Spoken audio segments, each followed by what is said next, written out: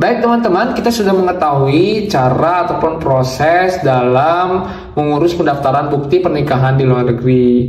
Bagi teman-teman yang ingin tahu detailnya bisa simak terus videonya.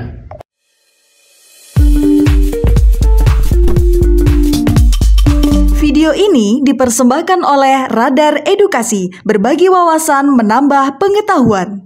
Baik teman-teman sekalian, kembali lagi bersama saya di Radar Edukasi. Teman-teman, hari ini saya akan membagikan informasi ataupun cara mengurus pendaftaran bukti pernikahan di luar negeri. Mungkin kalian ini ada yang menikah di luar negeri, mungkin di Jepang ataupun di Malaysia. Nanti kita harus membuat ataupun mengurus pendaftaran bukti pernikahan di luar negeri. Nah, pernikahan tersebut ini harus dilaporkan dan dicatatkan di Indonesia agar memiliki kekuatan hukum dan tercatat resmi oleh negara. Prosedurnya ini sedikit berbeda tergantung agama ya. Nah, saya memberikan informasi terkait muslim dan juga non muslim ya, garis besar ya.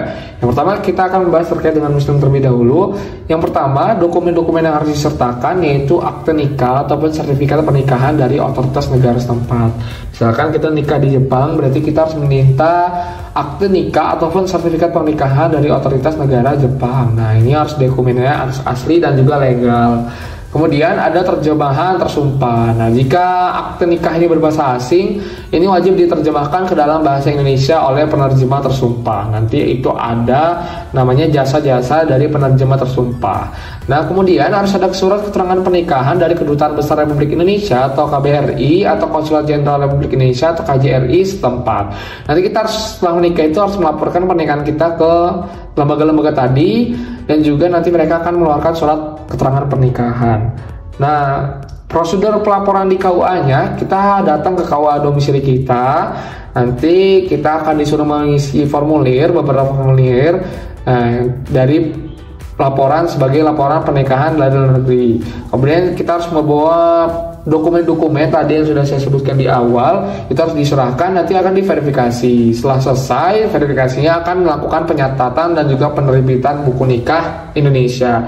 Nanti tanggal pernikahan dan juga nama-nama orang yang itu akan tercatat bahwa Anda itu menikah di luar negeri.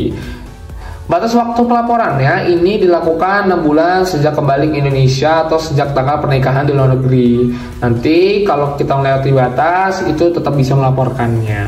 Nah, kemudian untuk yang pasangan non muslim itu cuma berbeda di tempat pelaporan saja. Kita melaporkannya bukan ke Kementerian Agama tetapi ke Dinas Kependudukan dan juga Pencatatan Sipil Duscapil. Nanti prosesnya sama dengan yang sebelumnya. Cuman perbedaannya di batas waktu pelaporan ini idealnya dilakukan dalam waktu 30 hari sejak kembali ke Indonesia atau sejak tanggal pernikahan di luar negeri. Jika melewati batas waktu tersebut biasanya ada prosedur denda administratif. Nah, seperti itu teman-teman yang dapat saya sampaikan. Terima kasih atas perhatiannya. Sampai jumpa di lain hari. Dadah.